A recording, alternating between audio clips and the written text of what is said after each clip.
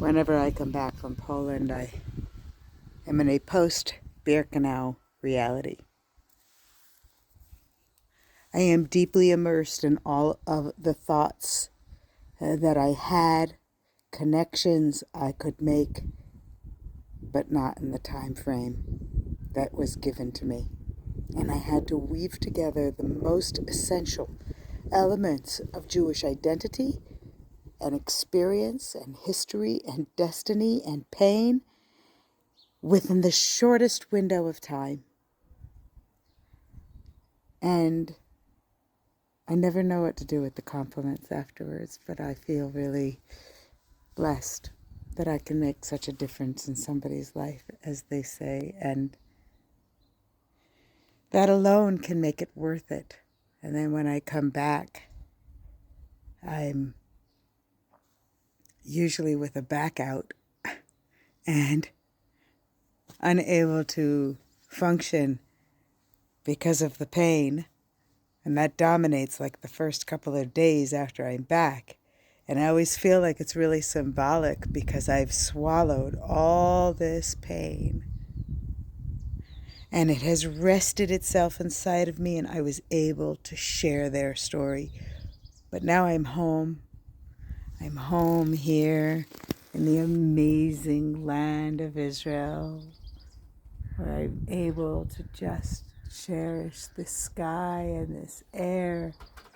Having just spoken about how Jews, young and old in that country and for centuries, could only dream of touching this earth, of seeing Jerusalem rebuilt.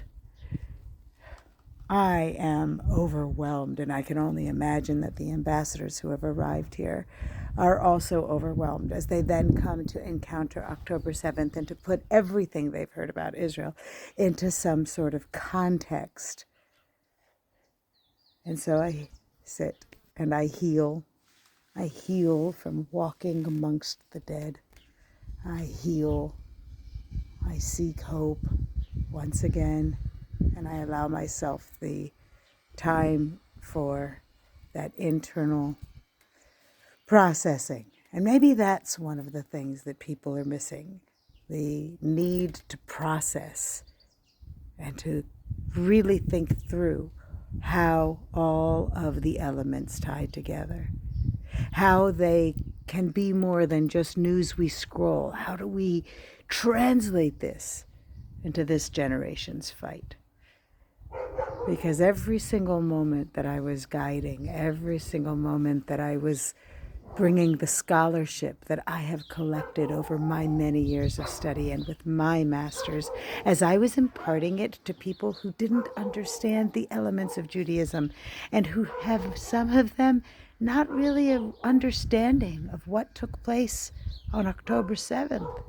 And everything is within the context of their own experiences, because these were survivors of Sudan and Rwanda and so many other places, and they came there with their desire to delve deep, and Baruch Hashem, I was granted the words and the passion that they apparently appreciate. But for many years, people said, shh, shh, shh, Elana, nobody wants to hear about this anymore. Nobody wants to hear all the details.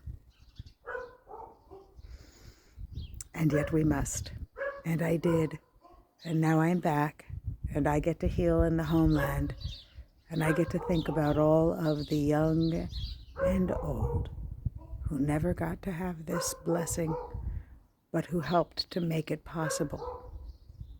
And we need to appreciate them and their gift to us by knowing their stories. Do not let them get swallowed up in some collective Holocaust memory. No. Now is our time to immerse ourselves in those stories and say, what can we learn about survival tactics and resilience that maybe got brushed away within the iconic elements of Holocaust memory, the factory of memory?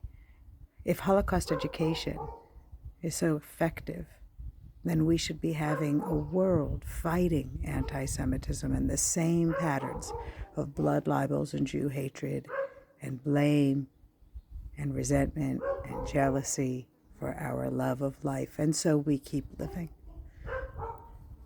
Well, to come back from that blood-soaked earth to here, we don't all need to step on that ground to feel the breath of fresh air that Israel provides to every Jew in the world.